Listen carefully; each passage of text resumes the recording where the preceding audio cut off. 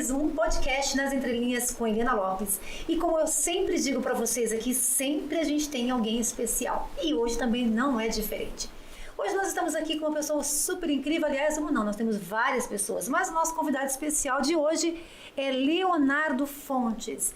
Ele tem muita coisa para mostrar pra gente, para falar pra gente e contar também o profundo pra gente aqui na nossa mesa, né? Tudo bem, Léo?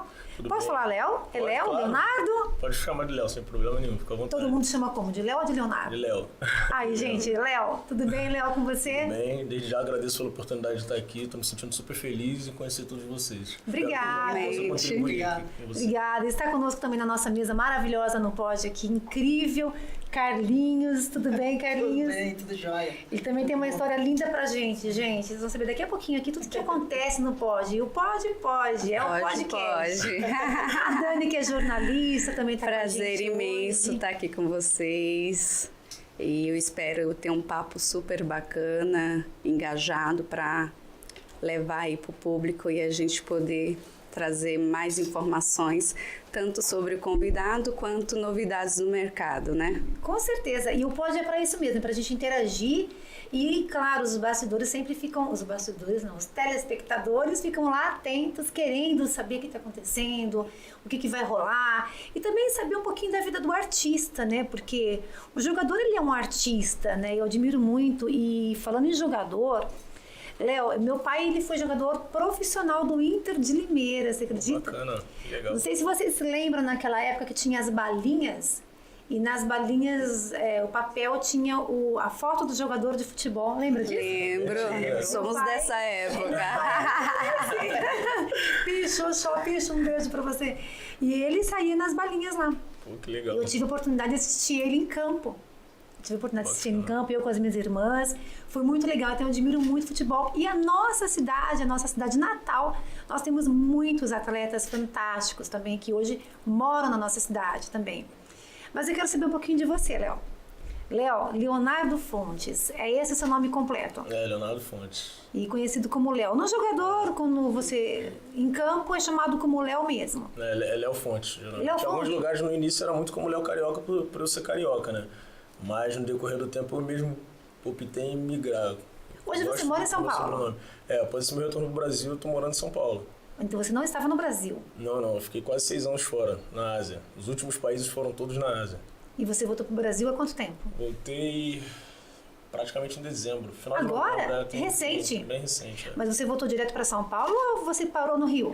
Não, na verdade eu fui em BH, a negócio também. E que bacana. De repente surgiu outros negócios aqui em São Paulo. Eu jamais imaginava de morar em São Paulo, mas hoje eu confesso, estou muito feliz com tudo que está acontecendo. É uma cidade boa, né? É uma cidade boa. Eu particularmente gosto. É um pouco diferente do Rio de Janeiro. É diferente. Né? Eu gosto do sotaque do Rio, tá? Você gosta que é Um pouco do X, né?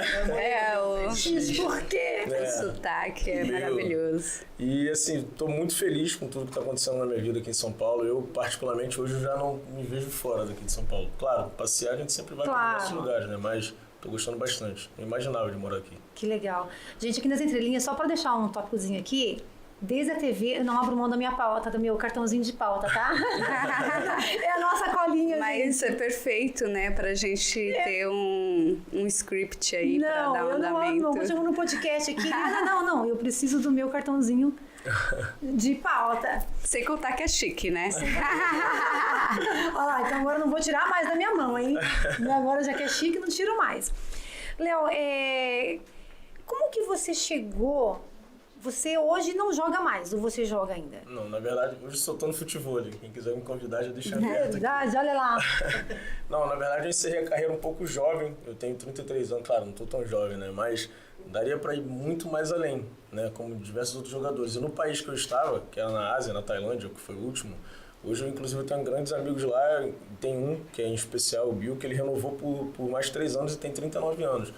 Lá eles não frisam muito como o Brasil, essa questão da idade, né?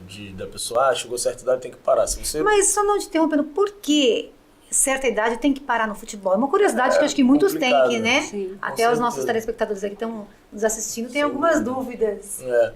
Acho muito complicado o raciocínio do brasileiro em si, nessa questão do futebol.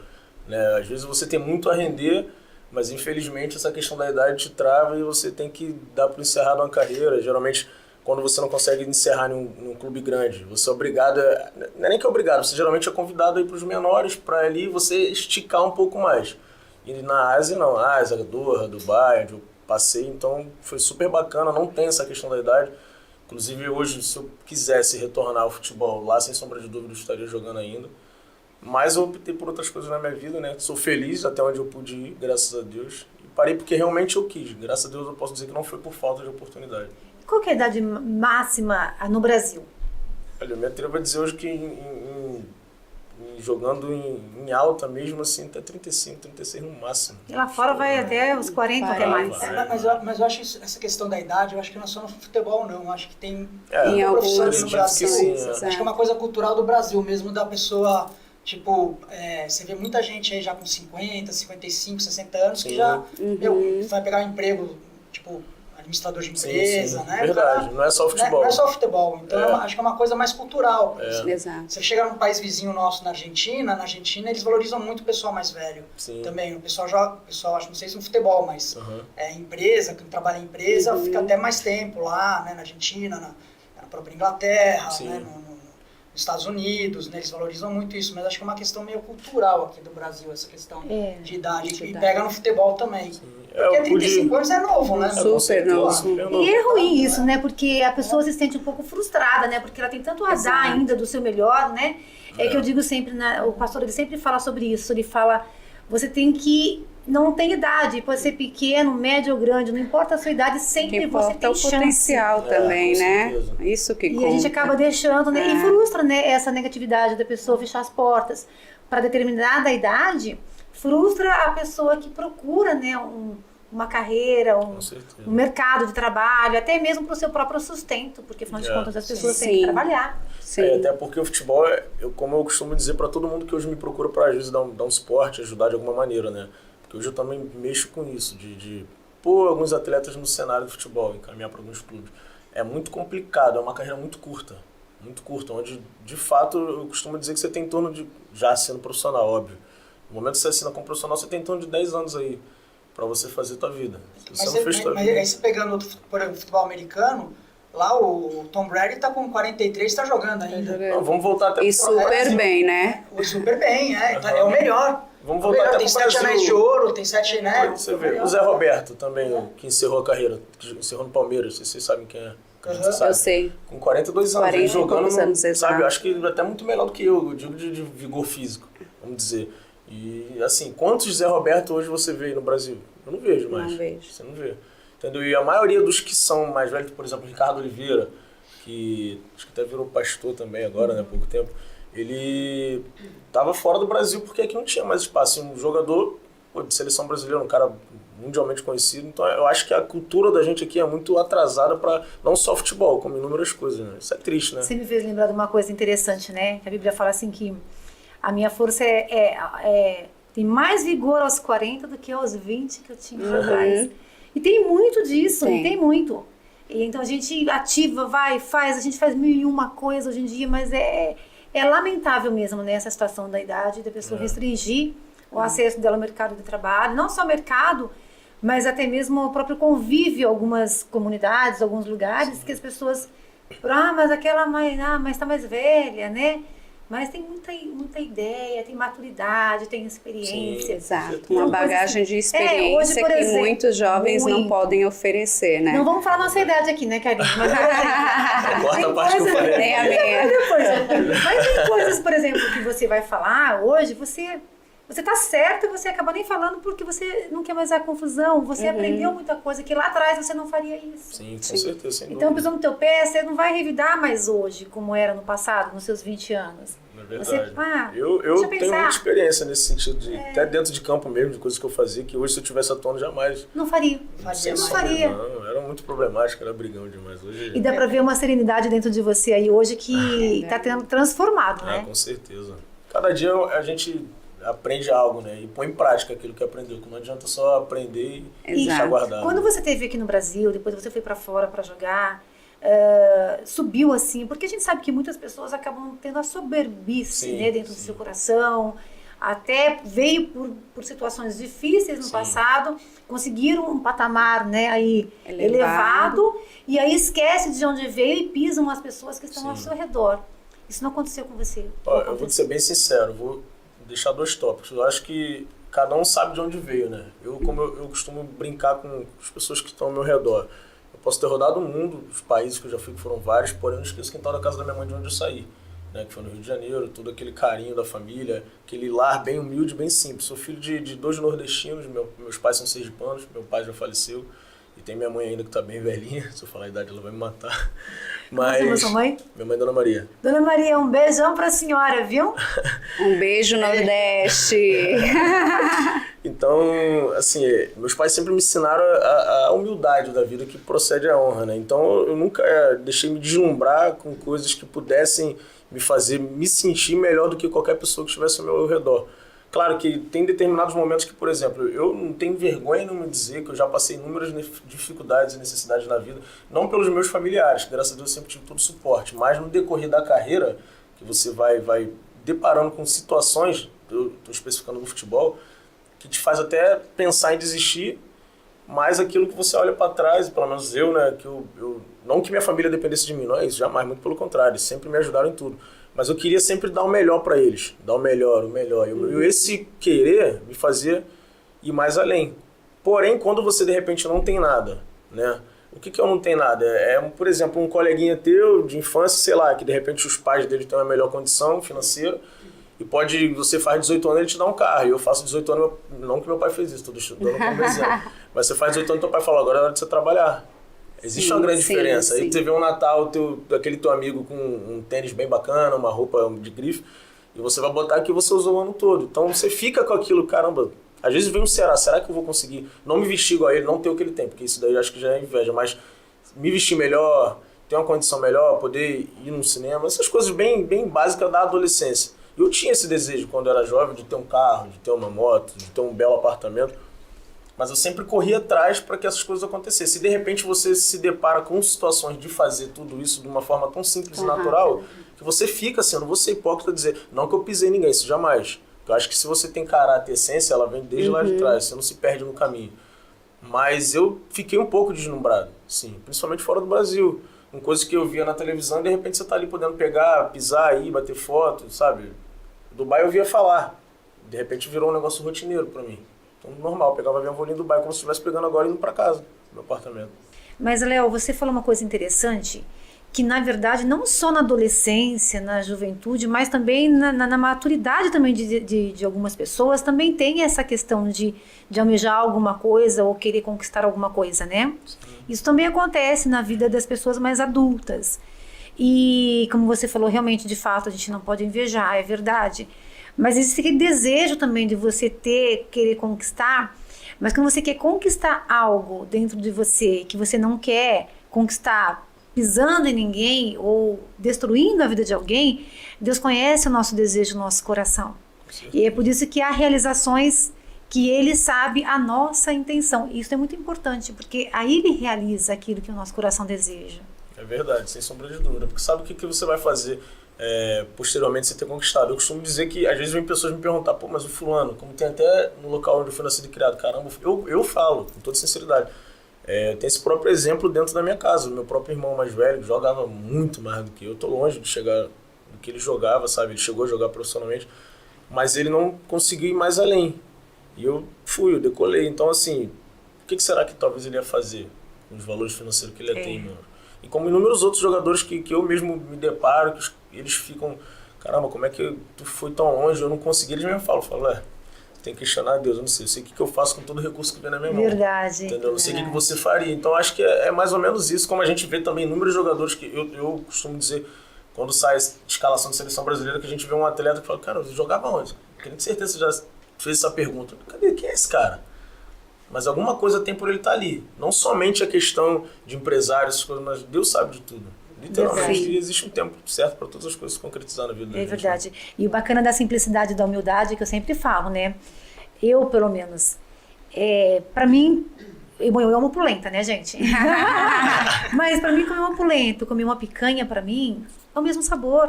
Quando a gente tem aquela paz que ela tá dentro da gente, Então a gente não fica, né? Então você agradece Sim. por aquilo que você tem à sua mão. Então é um privilégio muito grande. É gostoso, claro, gente, que como não é gostoso ser um lugar, um restaurante bacana, você tem o melhor, é maravilhoso. Deus quer que a gente tenha isso de fato.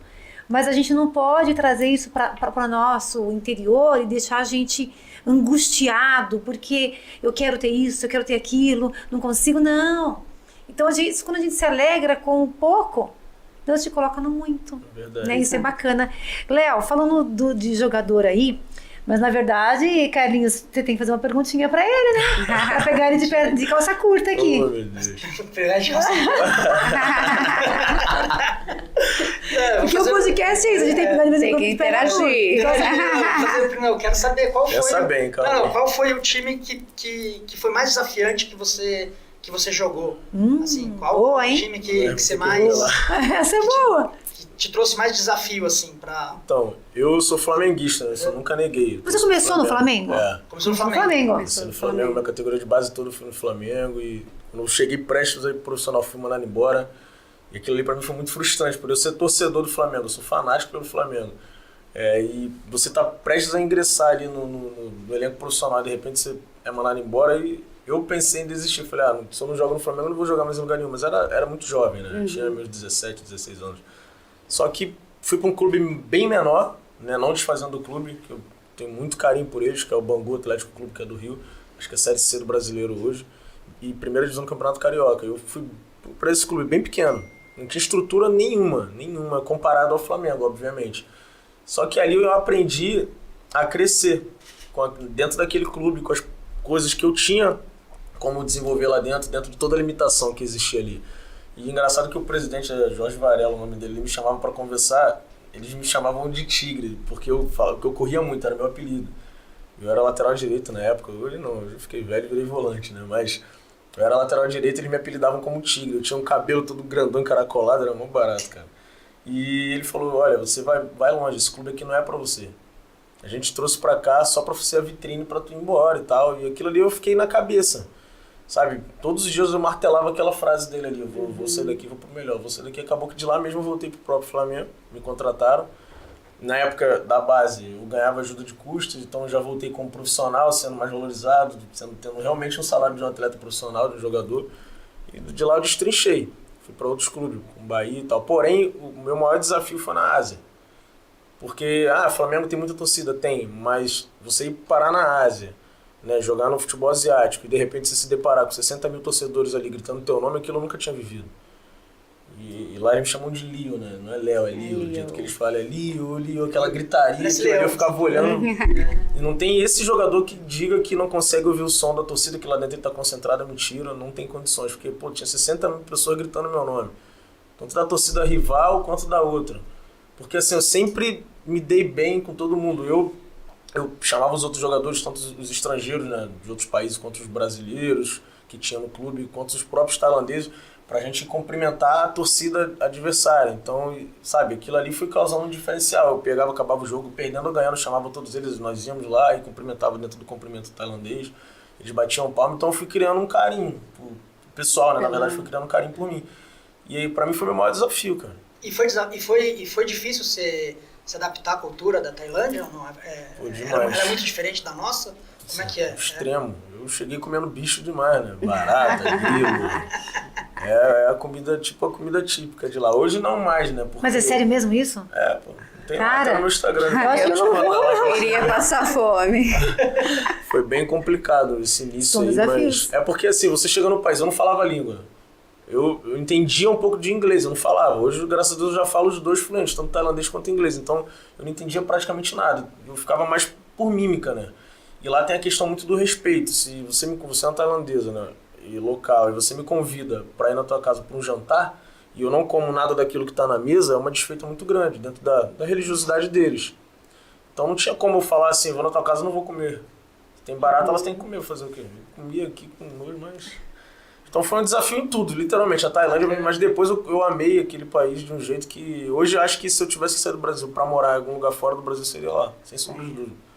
Porque é muito bom, um país muito gostoso, muito bonito. E hoje, claro, você não vai comer mais bicho, porque tem abriram restaurantes australianos, brasileiros, tem o próprio restaurante brasileiro lá. Mudou muita coisa, né? Mudou demais. Você foi pra lá em que época? 2016. 2016. Não faz tanto tempo assim, né? Foi. Já mudou muito. Mudou. Demais, nossa, demais. Quando em vista do que eu cheguei, da época que eu cheguei hoje, sem sombra de dúvida, é outro país. Na verdade, lá cada segundo muda alguma coisa. É um país muito avançado, sabe? Muito avançado. Eu costumo dizer que Tailândia, China e Estados Unidos é os países que hoje lideram o nível mundial dos países, né? Porque eu comparava algumas coisas, tipo assim, Tailândia e Brasil, eu falava, gente, a gente tá muito atrasado. Um Corolla que sai lá novo, quando chega aqui no Brasil, lá já o pessoal nem anda. Eles são colocados pra... Lá é Grab, né? É como se fosse Uber. Então o pessoal não compra, sabe? Só compra pra trabalho. Isso eu tô falando carro zero, novo. Então a gente é muito... Na verdade, a gente usufrui do resto. Desculpa falar, mas Praticamente, né? Praticamente. É verdade. E tudo sai daqui, né? É verdade. Eu tenho uma pergunta. De todos os clubes que você passou, qual deles que te trouxe mais paixão e um retorno financeiro que você falou assim, agora eu vou decolar, a minha vida mudou totalmente da água pro vinho? Xangrai. Xangrai. Também da Tailândia. Tem da China e tem da Tailândia. São como se fossem sócios, né? São praticamente... É um clube só, onde, de repente, se o treinador daqui da Tailândia não quiser te usar, eles te pegam e te mandam da China. Mas questão de valores é a mesma coisa. Então, fui lá. E quanto tempo você ficou lá? No Xangrai, 2 anos. 2 anos? 2 anos. Acho que eles não têm noção de dinheiro. É porque, assim, é até estranho, porque no Brasil, hoje, vamos dizer, um teto salarial, um jogador que está em alta demais, vou dar um exemplo aqui, o Gabigol, ele ganha 900 mil no Flamengo. Então lá ele ganharia 10 vezes mais do que isso. Caramba. E eu não era o Gabigol. Poxa, você não tem algum outro tipo de trabalho pra gente pra lá, não? Então, assim, é lá muita muito bom. diferença, Não, né? é diferença. Muita. E geralmente as premiações que eles te dão é totalmente diferente do Brasil. Você vai bem numa partida, você ganha um carro, um Porsche, você ganha ouro pra caramba. É assim, a forma deles agradarem você, entendeu? Nossa, As diferente. esposas de quem tem. Eu particularmente, quando me foi feita a proposta de ir embora pra Ásia, que foi primeiro pra Laos, que é um país vizinho minúsculo, eu fiquei, meu Deus, agora eu vou sumir, né? No Brasil eu não vou jogar mais. Porque como é que eu vou... Tô no fim do mundo, ninguém me conhece lá. Beleza, eu posso lá me tornar um Pelé, mas aqui, quando eu voltar, ninguém acompanha. Você acompanha o futebol asiático? Eu não acompanho. Não. Eu joguei lá e não fico... Hoje eu fico olhando. Os amigos que deixei, eu pego, olho no Porque Instagram. você esteve lá, né? Tive afinidade e tal, você cria um amor pelo aquele lugar, mas eu nunca imaginei de pisar meus pés na Tailândia pra jogar bola. Geralmente lá o que predomina é o Muay Thai, né? Mas o futebol Muay Thai. cresceu demais e ofuscou o Muay Thai. Demais. Então, assim, quando me fez a proposta aí, a pessoa me perguntou, o que você quer, fama ou dinheiro? Ele foi bem enfático na pergunta. Eu até brinquei, eu falei, se eu quisesse fama, eu tava na Globo fazendo novela. Eu não quero dinheiro. Foi a minha resposta, né? Eu levei tudo na brincadeira. Mas é a realidade. Entendeu? É a realidade. No Brasil você tem fama, fora do Brasil você ganha, você muda a tua vida em um ano. E de todo mundo tá ao teu redor. A realidade é essa, entendeu? O poder financeiro lá de fora é muito diferente do nosso. Muito diferente do que o Muito nosso. diferente. Mas, Léo, você, quando foi pra Ásia, você já estava casado? Na Você verdade, é casado? Eu sou casado agora, meu 3º casamento. Com essa idade? Tão Isso. novo. Maiara, agora vai, hein? A Maiara tá aqui com a gente, um beijo pra você. É meu 3º casamento e já casei 2 vezes, tenho 2 filhos, tenho um de 13, mora no Rio, Leonardo Júnior, e tenho a Alice de 6 anos, que mora na Bahia, quando eu joguei no Bahia também. Esse é o meu 3º. Quando eu fui, a primeira vez eu tava casado também, mas separei, não deu certo, aí fiquei solteiro, aí lá namorei também, aí terminei, namorei uma russa, não deu certo. Tem diferença de todos os aspectos, não deu certo de jeito nenhum. Aí eu voltei pro Brasil e conheci Encontrou a Maiara. Aí eu tomei um rumo na vida aí que eu tava demais. É isso aí, Tá põe bom. na linha, viu, Maiara? Põe na linha. E vocês estão casados há quanto tempo? Na verdade, a gente tá junto, foi tudo muito precoce. Nós nos conhecemos, né, na academia onde eu treino. Ela ficava me olhando. Ela vai falar que é mentira. Ela vai, eu já vou Aqueles pescar. olhares, Ela não pode né? falar, eu vou soltar tudo. Tô brincando. Então a gente... Solta confesso tudo, que não pode. Eu comecei a olhar e tal, surgiu aquele interesse, conversei com um amigo meu, que é o personal da academia, e começamos a conversar, e ele falou dela. Eu fui no Instagram, né? Comecei a olhar, futucar, sabe? como é que Instagram. funciona. E deu certo, aí casamos. Então hoje foi muito precoce, porque no dia que eu chamei, nesse dia que eu falei com ele, de noite chamei ela pra. De noite não, de tarde chamei ela pra. Falei, vamos tomar um açaí e tal. Aí desse açaí virou janta, fomos jantar. fui pro restaurante lá na Praia Grande. Aí depois voltamos, eu tive que ir pro Rio a negócio. No outro dia eu falei, vai fazer o que amanhã? Ela, nada. Eu falei, vamos lá no Rio? Aí eu falei, vambora, tô livre. Aí fomos no Rio conversando e tal. E rolou, estamos juntos vai fazer uns 5 meses mais ou menos. 5 meses, acho. Que bacana. Bem curto, mas graças a Deus ela é uma pessoa, não é porque tá aqui não, mas é uma pessoa que me ajuda muito. A gente tem negócios paralelos à questão minha de futebol, da Dream, que a gente vai chegar nessa parte, que é de marketing digital também, que ela já desenvolvia e eu também, então... Que hoje vocês estão juntos. E vocês têm filhos? Não, ainda não. Não tem filhos? Ela estava grávida, mas infelizmente perdeu. Infelizmente, mas Deus sabe de tudo. Deus sabe de Deus. Você também não tem filhos? Não, eu tenho 2. Ah, você tem 2 filhos, verdade, falou. Um menino e verdade. uma menina. 13 e 26. De 13 e 26. Isso, 13 e 6 anos. Alice. Ah, você falou, desculpa, gente, falha minha. Nada que isso. É que me empolguei um pouco Mas com ela ainda não. de ver a emoção do encontro deles. Eu gostei demais. E vocês professam a mesma fé? Sim. Que bacana. A gente está na mesma igreja, lá na Pura Fé, lá na Avenida Pacaembu, né? Não sei se você conhece. E assim, eu mudei muito após ter me envolvido com ela, porque assim, eu já conhecia a palavra, sou bem sincero, mas não estava pondo nada em prática. Estava um pouco perdido por conta de algumas coisas que aconteceram na minha vida, algumas decepções, até aqui mesmo em São Paulo. Alguns negócios que eu fiz que assim, não deu errado por mim, de você acreditar nas pessoas e as pessoas verem o quanto você é puro e bom e te lesar. Então, infelizmente, aquilo ali me deixou um pouco desacreditado, sabe? Não de Deus, claro, mas... Das pessoas. Do ser humano, das pessoas, né? do ser humano. Eu cheguei no nível que falar que eu confiava mais, não tirando minha família, mas mais no meu cachorro do que nas pessoas. E não pode ser assim, né? Eu não posso julgar, dizer que eu tive um problema, você é igual, não existe, de maneira nenhuma. Somos diferentes, né? Eu tenho que dar credibilidade para que você me mostre de fato quem você é. Se a partir daí você vier me lesar de novo, infelizmente quebrei a cara de novo. E é vivendo e aprendendo. A gente vai com mais cautela, obviamente, né? Mas... É que a gente não pode generalizar isso e deixar de viver, porque a gente vai acabar que todo mundo é igual, né? Exatamente. Mas, infelizmente, realmente, é isso mesmo. Infelizmente, é difícil saber quem é quem, etc. Você se decepciona. Porque, assim, existem pessoas sérias, né? Exato. Eu falo assim, eu brinco, né? Eu falo com Deus, eu acho que meu nome está escrito aqui na Bíblia, no cantinho aqui, ó. Porque a gente procura viver tanto assim a verdade, né? Procura realmente levar a honestidade, a veracidade, A lealdade, o carinho, o amor. Isso são princípios, gente, básicos que a gente tem que ter para oferecer para o ser humano. nada pode tomar esse lugar dos nossos princípios, né? E é aí que te torna realmente uma pessoa de caráter, né? Exatamente. De caráter. Você acaba não confiando em ninguém devido às coisas que acontecem. Eu, por exemplo, eu falava muito pra ela no começo, eu falava, rapaz, você toma juízo que eu sou pra casar ainda, você quer ficar brincando isso com ela, sou pra casar. Isso aí. Porque assim, por mais que eu tivesse numa fase bagunceira da minha vida, né, saindo e tal, indo pra farra, balada, bebida, essas coisas todas, eu cheguei diversas vezes nas baladas aqui de São Paulo de chorar, ir pro banheiro pra chorar, escondido. É aquele ditado, né? Em meio à multidão você está vazio, né? Vazio, eu tava repleto de tanta isso. gente, de tantas pessoas e me sentia tão vazio. Aí vinha dentro de, sabe, é muito estranho até de falar. Uma angústia. Uma angústia. Mas é bom você falar isso, porque de aqui? fato acontece isso muito no meio... Muito no meio artístico muito também, no meio né? artístico, porque as pessoas estão sofrendo e às vezes para não expor isso para um companheiro, para um parceiro ou para alguém, ela acaba se retraindo para si porque ela quer estar bonita nas câmeras. Com certeza. Ela quer estar bonita nas redes sociais, então ela precisa aparecer bem. E depois, no fundo, ela tá ali sofrendo, Tava né? vazia. Eu saía E perigoso também, né? É um perigo, porque entra em depressão. É um inúmeras passo, pessoas ao né? lado e assim, o que me doía de fato quando eu chegava em casa no meu apartamento, sozinho, eu falava, nossa... Tinha tudo mesmo que tava sem a paz. Fui fazer o que ali? Aí minha irmã, que ela também, lá, na verdade todo mundo lá em casa virou evangélico depois que eu fui, né? Mãe, minha irmã, todo mundo, marido da minha irmã que tá em Portugal, minha família toda inclusive tá indo embora pra Portugal, só vai ficar eu agora no Brasil. Olha só, Mayara. Agora é a vez de ficar. Agora eu vou ficar por aqui. Mas sempre vou lá visitar, né? Até porque é próximo, não é tão longe. Mas, assim, eu chegava em casa e conversava às vezes com a minha irmã e minha irmã falava que um dia eu ia encontrar uma pessoa boa, eu brincava com ela. Eu falei, não nasci pra ser casado, não dá certo. Meu negócio é esse, ser solteiro, deixa eu sair mesmo e bagunçar minha vida, porque eu já vi que não funciona casamento comigo, não dá certo.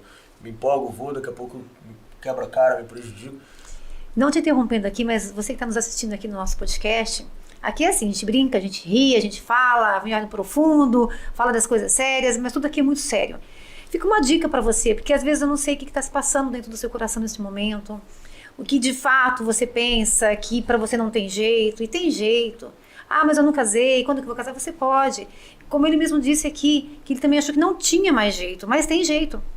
Então fica essa super dica, eu quero que você deixe um recadinho para as pessoas também, porque isso é importante, uma outra pessoa ali de sucesso, famoso, que passou por onde você passou em grandes times de futebol, enfim, um artista, né, um atleta.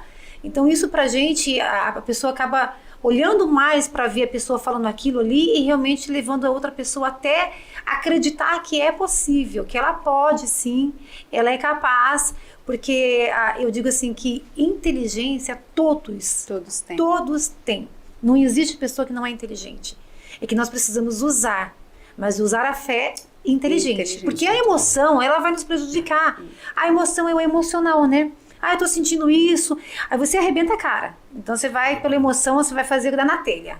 É por isso que a gente tem que buscar a fé para obter sabedoria e saber lidar com as divergências e as situações difíceis da nossa vida, né? E usar, como eu falei agora, com um raciocínio inteligente, né?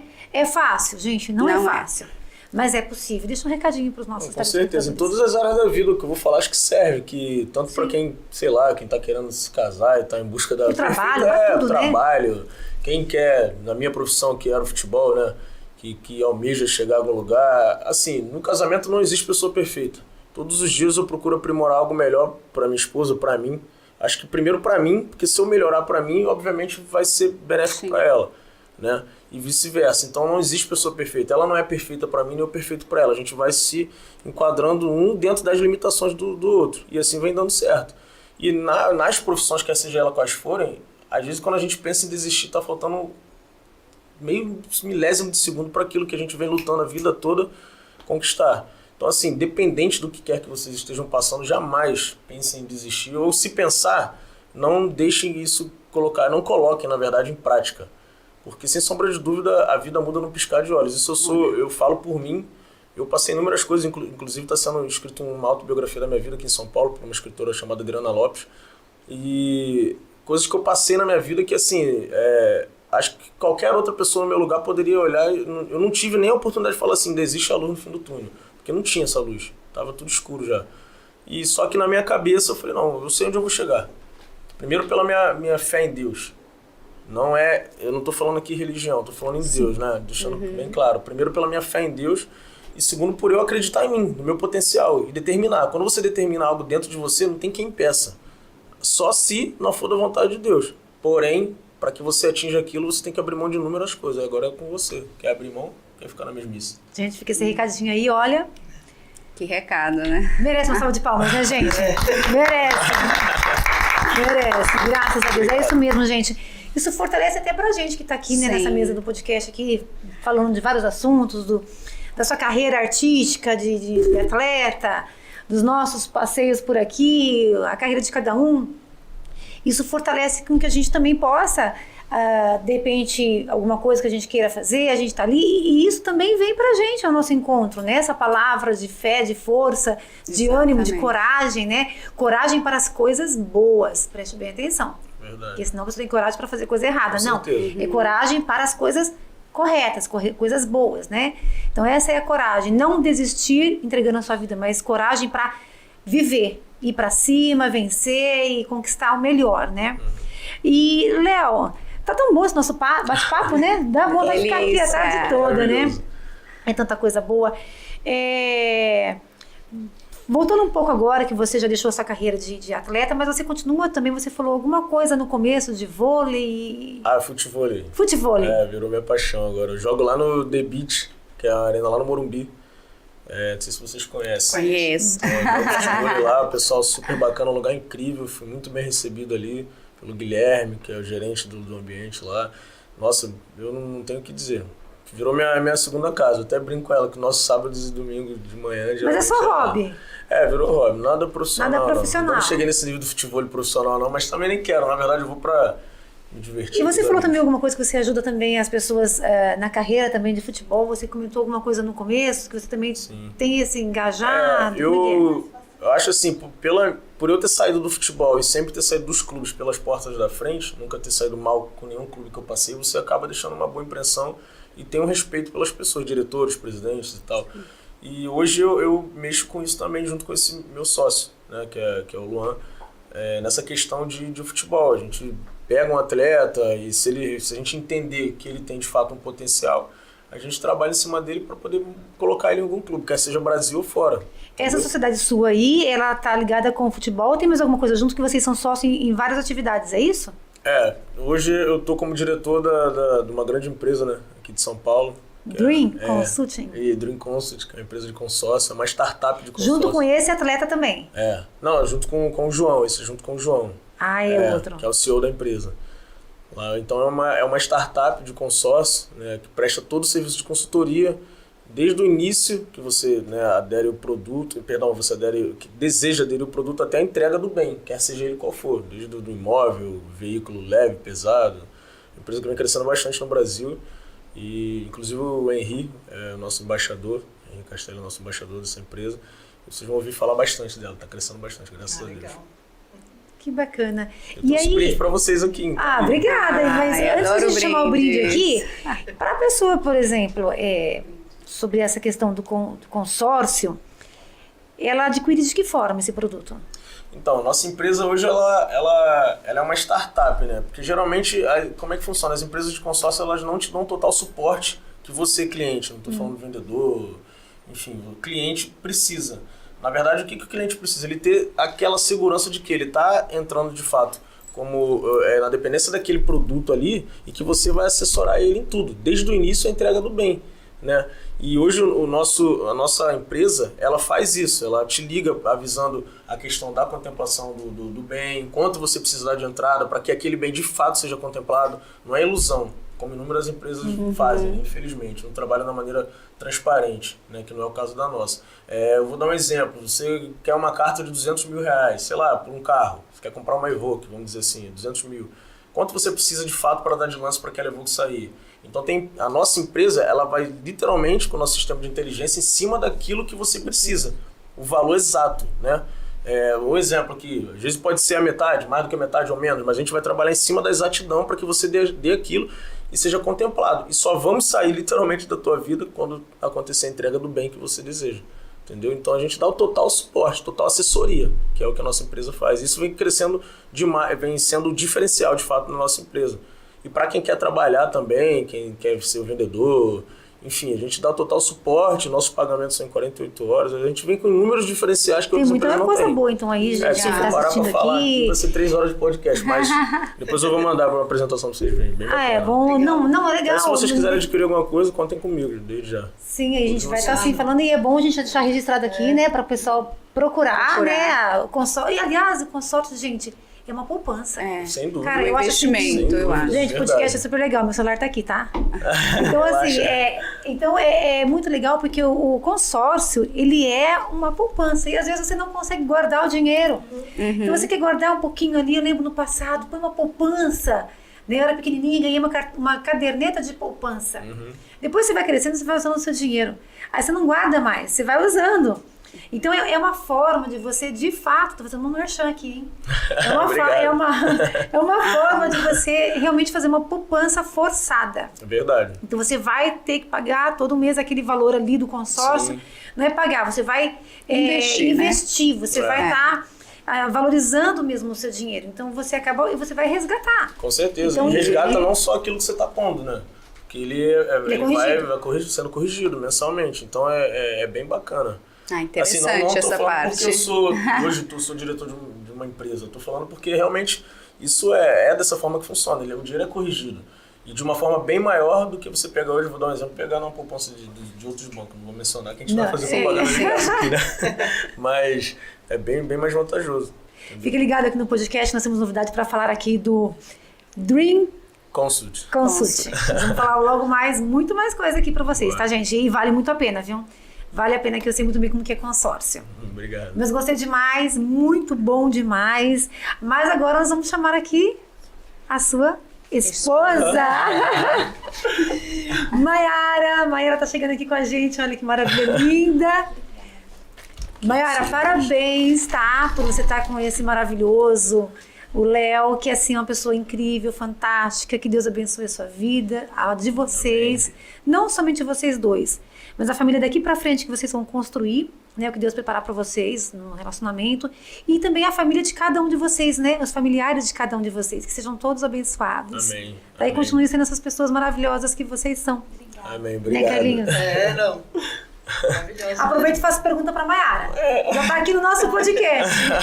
Ela tá podendo te perguntar Já alguma tô coisa. aqui pegando a mão no microfone. Olha lá, Maiara, gente. Maiara, quando Não que tava sai o prevista, né, casório? que tá. A pretensão do casório, quando que tem? Tem que ter o pedido oficial, né? Ah lá, e aquele bem bonitinho pra chegar, tudo bonitinho. Meu Jesus. Como manda o Não, figurino, eu né? prometi pra ela que eu vou pedir em Dubai. Nossa, Agora, perfeito. Eu já ia dar essa ideia. Um lugar bem eu falei pra ela que em inusitado. Dubai a gente já estamos com a viagem marcada pra lá agora em dezembro. A gente até. Por favor, manda o vídeo, nós vamos publicar aqui no Não, nosso vou mandar, podcast. pode deixar. A gente vai mandar Gente, pra todo olha, mundo aqui. aguarde que vai ter o pedido de casamento, tá bom? Nós vamos vou postar pedir aqui lá. pra vocês. Que legal. Maiara, obrigada, viu? Deus Obrigada, abençoe Maiara. vocês. Aqui eu trouxe um brindezinho. Foi bem corrido, não tive tempo de pegar. Eu não sabia quantas pessoas eram, eu conversei com ela. Ah, ela mas era uma fica tudo agenda. tá ótimo. Gente, que lindo! Vou pegar aqui. Olha aqui, linda. gente. Olha aí. Dá licença, eu vou ter que abrir para mostrar para os Mas eu nossos vou pegar mais telespectadores. Tá, eu vou. Deixa eu abrir aqui. Vamos abrir aqui. Gente, olha A gente que mandou coisa fazer mais, eu vou trazer linda! um Não, obrigado, não. meninos. Nós vamos estar aqui nos próximos também, né, Carlinhos? Tem coisas, é, coisas vamos. interessantes aqui. Gente, que Consultoria agenda financeira. linda! Muito bonita. Olha, gente, a agenda do jeito que eu gosto, você acredita? Olha, gente, eu vou mostrar, tá? Olha que linda, ela não tem data. Eu amo, Eu assim. acho maravilhosa, porque a data você joga fora, não usou Com toda, né? certeza. Amei! E olha, para acompanhar o nosso podcast aqui, gente, que linda! Cafezinho. Aliás, olha que linda!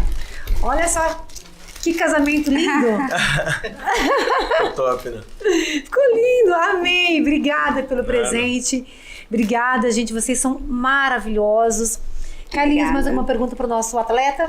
Léo, eu queria que você desse um conselho para os jovens atletas que estão começando hoje. Eu tenho Muito um sobrinho, um filho. Na verdade, ele foi filho do meu treinador. Eu quando era mais jovem, eu fui nadador, nadei Campeonato Paulista, brasileiro. E esse meu sobrinho que eu falo, ele tem 18 anos, ele está jogando lá no Grêmio, Oh, legal. no Sub-20. Foi pro Grêmio Bom. no Sub-20, ele é goleiro. Bacana. E assim, eu queria ver o que você poderia aconselhar os jovens hoje que são da idade dele, que estão começando na carreira do esporte, do futebol, né? Qual que é o conselho bacana que você dá para ele, que você dá para eles, para Olha, eles conseguirem se Ingressar, firmar, né? assim, sabe? Tipo, Eu vou eu vou me pautar minha própria vida, na verdade. Que eles não se percam, caso eles tenham a oportunidade de ir mais além, sair de uma categoria de base como profissional, que é o momento da transição, é o momento onde começa a ver aquela famosa sensação de poder, porque você sai de uma categoria de base onde você recebe uma ajuda de custo, e de repente você sai vamos dar um exemplo aqui, do salário de 2.000 para 70.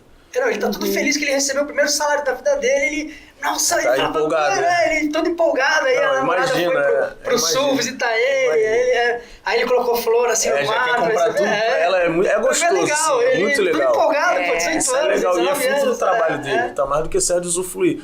Porém, que assim, o que eu desejo para esses jovens, o que eu deixo aqui, que eles nunca se percam, conforme os valores financeiros vêm subindo na vida dele, porque vai subir, isso é fato. Hoje, eu costumo dizer que tanto o futebol quanto a música é um negócio que geralmente você muda a tua vida da noite pro dia. Você morar na casa dos pais na sexta, na segunda-feira você tá no apartamento de luxo, frente à praia. Entendeu? Então, assim, que não se percam devido às mudanças que vão vir, que não, de maneira nenhuma, tenta entender que, de fato, a carreira é muito curta.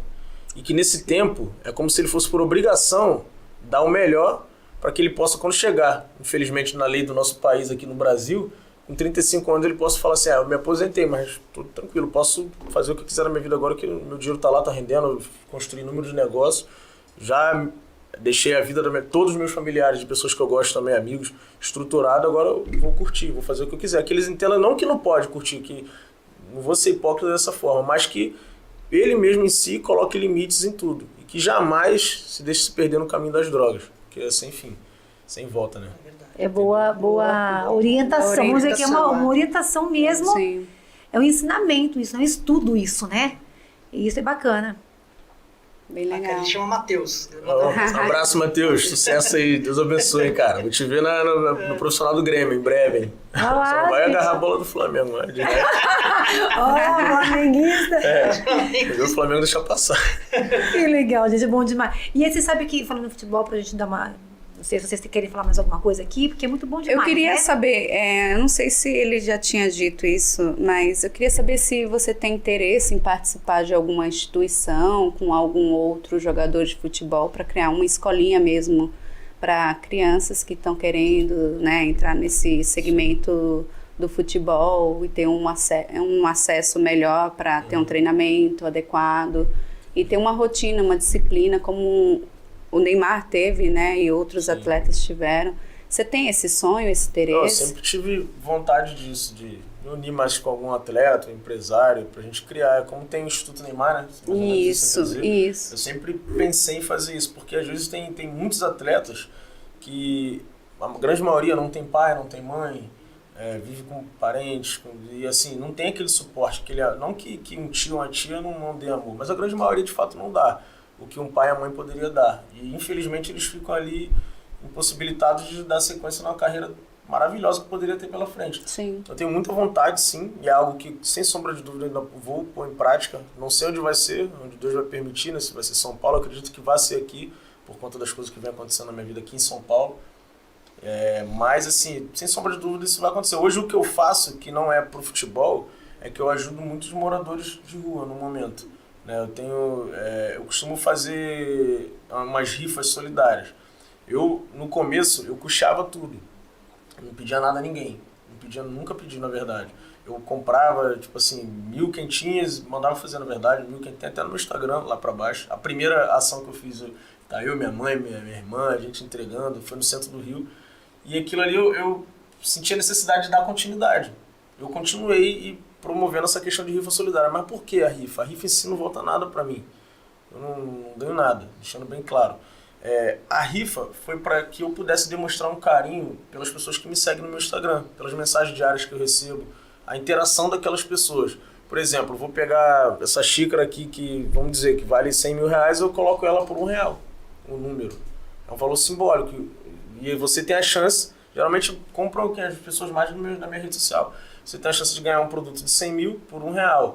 E eu pego todo aquele valor que foi revertido ali, pego com nota fiscal, tudo que eu compro eu mostro na minha rede social, centavo por centavo, desde o zero até chegar, vamos dizer que seja os 100 mil reais, até os 100 mil reais. E reverto tudo para essas pessoas. Ontem mesmo eu fiz algumas entregas na rua, lá na Avenida Faria Lima, que é até onde é a nossa empresa, para moradores, que eu recebo muita doação de roupa, sabe? Inclusive eu tenho até que doar, porque meu outro quarto que eu estou montando no escritório tá parecendo um guarda-roupa já, de tanta coisa que é para doar que eu ganho. Mas graças a Deus, né? Então, no momento, eu promovo esse tipo de ação.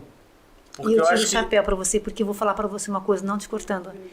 Os moradores de rua, eles não têm perspectiva. Nenhuma. E o fato de você levar, seja qualquer pessoa que possa fazer isso, eles vão se sentir amados, né? Protegidos, uma roupa, uma comida. E você, por onde você já passou, por quem você foi e continua sendo, e é essa pessoa maravilhosa, incrível, junto com a sua esposa, então você consegue levar para as pessoas, a pessoa fala, poxa, é possível para mim também sair dessa vida. Verdade. Então eles têm que entender que é possível sair. O morador de rua, ele é muito importante, tanto quanto a gente possa imaginar. E às vezes a pessoa olha para aquela situação que ela está vivendo. É claro que muitas pessoas estão ali, tem até família. Mas elas perderam tanta esperança na vida que elas foram para a rua. Mas tem aquelas que não sabem nem por onde começar. Nem por onde começar. Então, o abraço, o aconchego, eu me lembro que a gente fez um trabalho também de rua, um tempo atrás. De rua não, na verdade a gente fez uma campa dentro. E aí tinha umas pessoas na rua pedindo comida. E aí a gente foi lá, falei, não adianta a gente ir lá falar nem de Deus para eles, se antes não alimentar o estômago daquela pessoa. Depois você vai falar, então você vai lá, você vai alimentar. Aí ela vai estar pronta para receber o que você tem para ela, que é onde vai transformar a vida dela. Porque só o alimento físico não vai transformar, ela vai comer agora, amanhã vai acabar a comida. Com certeza. Ela vai vestir a roupa agora e os de rua não tem nem onde lavar, vai jogar fora, vai pedir outra roupa na frente depois. Então é roupa jogada fora. Às vezes uma palavra muda tudo, né? Muda tudo. E, Porque muda um infelizmente, sorriso, uma palavra. Infelizmente as pessoas julgam muito porque... tá na rua, tá usando droga, tá... Pô, mas eu penso da seguinte forma, por que ele tá fazendo isso ou ela? O que aconteceu para chegar nesse estágio da vida? Será que ele já nasceu uma pessoa usuária de droga? Ninguém nasce usuário de droga, entendeu? Eu já nasci bebendo cerveja, como eu bebia, bebendo uísque. Não, eu passei, fui, né, no decorrer da minha vida, criando maturidade e idade, vi que aquilo ali, gostei, provei, fui, continuei. Não quis mais, hoje eu não bebo mais. Eu bebo um vinho, às vezes, em casa, que eu gosto. Mas eu optei em não beber mais. Mas a mesma coisa eu levo para a pessoa que, infelizmente, se tornou um dependente químico, né? Então, por que ele chegou naquele nível ali? Eu não julgo, procuro saber, de fato, o motivo, vamos dizer assim, daquela doença. Vamos falar dessa maneira. Então, eu chego, eu abraço, eu aperto a mão, não tenho... Você sabe por que, Carlinhos? Caso... Porque é muito fácil a pessoa ajudar uma pessoa que está ali, que não tem nenhum vício, né? Sim. É muito mais Vou fácil. querer fazer algo só por notoriedade. Exato. Demais. Do que você ajudar uma pessoa dessa que está ali...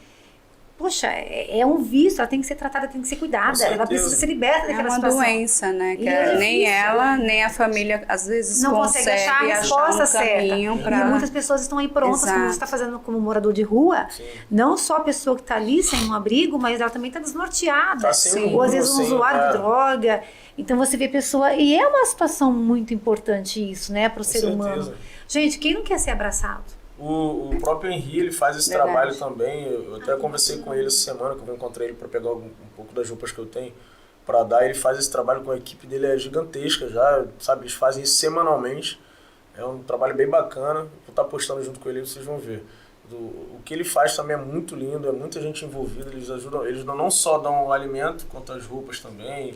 Levam uma palavra. O Henri Castelli, né? Eu acompanho também, ele realmente tem esse trabalho maravilhoso. É incrível. E ele sempre está ali, ele tem os compromissos dele, mas ele nunca deixa de ter o dia certo para ajudar, para levar roupas, alimentos. Ele está numa causa muito bonita. Eu admiro muito o Henri por conta disso. Tenho um carinho enorme por ele. Está bem acompanhado. Henri, um abraço para você, parabéns. Eu tiro o chapéu, viu? Eu tiro realmente de fato o chapéu para quem trabalha e arregaça manga, faz por aquele e não olhar a quem. Se a gente se unir, acho que sem sombra de dúvida a gente pode fazer algo por alguém, né? A gente faz. Sem sombra. Eu costumo dizer que se a gente olhar para o lado, sempre tem alguém numa situação pior que a nossa. Sempre. E às vezes a gente se lamenta tanto, nossa, eu tô passando por isso, tô com essa dificuldade, tô com essa situação. Mas beleza, vamos levantar a cabeça e ver o que tá ao redor. Quando eu saio de dentro do meu condomínio com o meu carro, o que eu tenho em frente ali?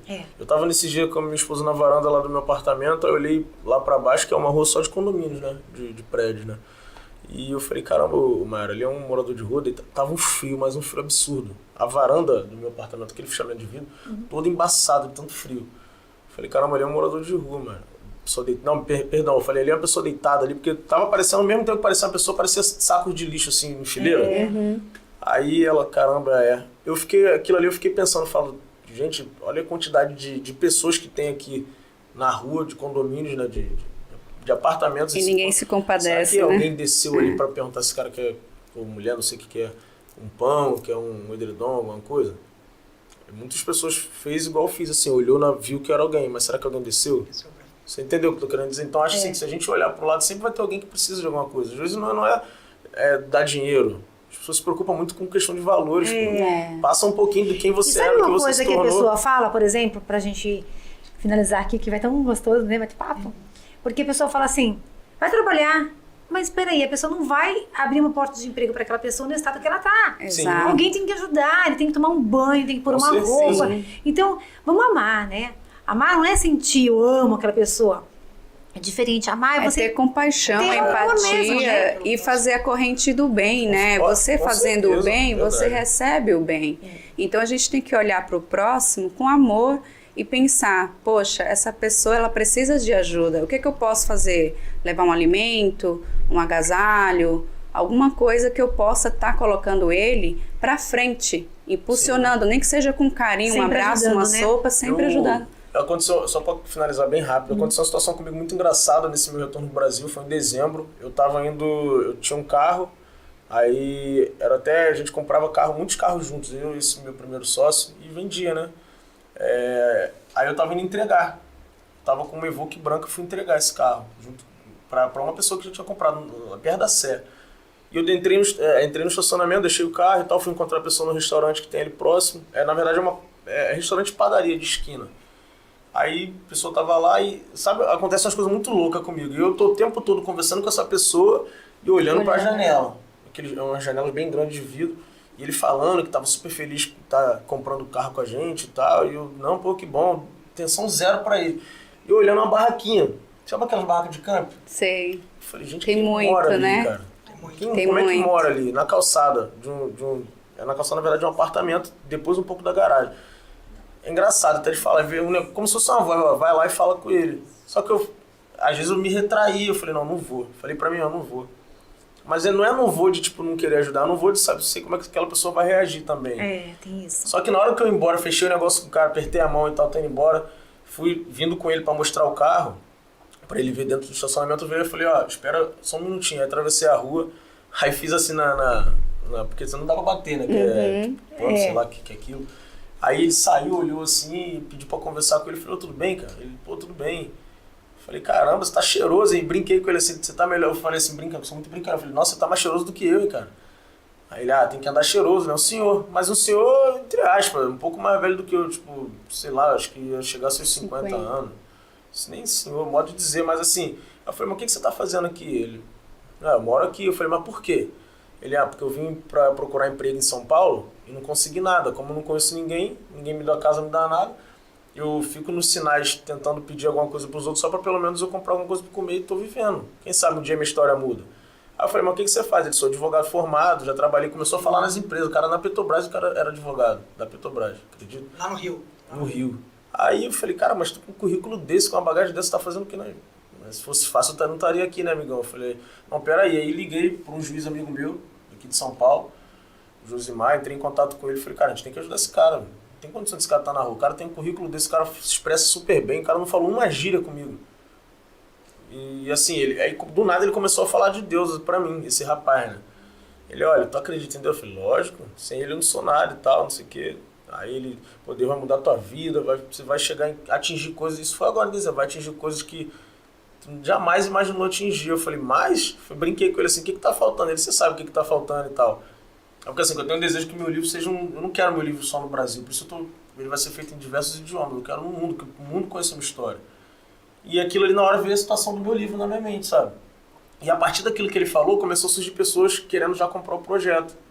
Da própria livraria Saraiva e tal, e eu falei, nossa, aquele cara foi usado por Deus, mas beleza. O principal não é isso. O que aconteceu? Chamei ele, falei, vou voltar aqui amanhã, no horário tal, vou vir com uma pessoa pra gente bater um papo, a gente vai almoçar e ver o que pode fazer. Ele, tá bom, aí fomos almoçar.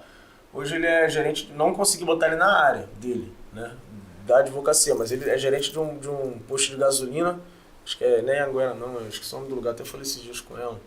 É um lugar bem conhecido de São Paulo, vou lembrar. É gerente desse posto e o próprio dono do posto, que é conhecido nosso, deu uma casa pra ele morar. Ele já trouxe a família dele, tá lá vivendo. Você vê que coisa boa, mudou a história de uma pessoa. Tá no meu Instagram, inclusive, depois dá uma olhada. Eu vou dar uma olhadinha e eu quero o seu livro, você me manda pra gente. Vou dar pra vocês, com certeza, vou trazer pessoalmente. Gente, olha, tá tão bom o papo, né, Carlinhos? Tão gostoso demais ficaria aqui o tempo todo. Ficaria o dia inteiro. Conversando, é muito bom demais. Mas queremos agradecer, porque nas entrelinhas temos que encerrar, senão daqui a pouco o telespectador não vai ficar mais assistindo a gente aqui, né? Ou vai ficar a noite toda assistindo, né? Acho que vai. Vai, né? Vai. Gente, muito bom. Dani, bom demais estar com você aqui. Muito obrigada pelo convite. Obrigada a você. Carlinhos, bom, pra quem não sabe, o Carlinhos aqui, vamos falar dar um spot dele aqui, né?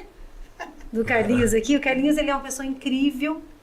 Ele é roteirista, né, Carlinhos? Fala um pouquinho de você. Falar da gente mesmo é meio difícil, né? Mas ele gosta de falar Na verdade, eu sou engenheiro químico, mas eu me formei em engenharia química, mas depois eu fui morar no Rio porque eu queria ser ator, aí me formei na Cal, né, lá na Cal, como ator. E aí fui trabalhar na televisão e virei roteirista de novela. Escrevi novela, então fiquei 15 anos lá no SBT. Escrevi 9 novelas, uma série. Agora eu tenho uns projetos, escrevi 2 filmes, né? Estou fazendo uma série também. E estou escrevendo um livro, uma autobiografia de um rapaz que é um atleta, não sei se você conhece, Ele é lá do Rio, ele é o Davizinho Radical. Futebol também? Não, ele é surfista. É bicampeão mundial de surf, ele é deficiente. Né? Mas ele surfa, ele é bicampeão mundial de surf. Ele foi na Olimpíada do Japão, ele foi convidado para ser garoto propaganda. Ele anda de skate, ele nada, ele joga golfe. O menino, ele tem 16 anos, o menino é um avião, assim, no esporte. Nossa, assim, super jovem, já com essa bagagem. Com essa bagagem inteira, assim, é um menino, assim, super bacana, assim, sabe? Tem uma cabeça incrível, não se deixa abalar, sabe? Para ele não tem tempo ruim. Eu estou escrevendo também um livro agora de roteiro também, para quem quer aprender a escrever roteiro para cinema, TV, né? Para websérie. Sim. E... Deveria fazer um curso online, né? Justo. Tem que aproveitar a onda. Faz isso, E o Carlinhos também, pra gente só finalizar aqui, que a produção já tá dando uns toques ali. E aí o Carlinhos também, ele tá fazendo a série Nos Caminhos de Jesus, é isso? Na verdade eu escrevi um roteiro infantil, né, infanto-juvenil, que chama As Aventuras do Menino Jesus. Então é o Jesus com 12, 11 anos de idade e ele tem que jogar futebol. É legal, ele tem que jogar futebol, só que aí ele vai jogar com o time contra os romanos, né? Os fariseus.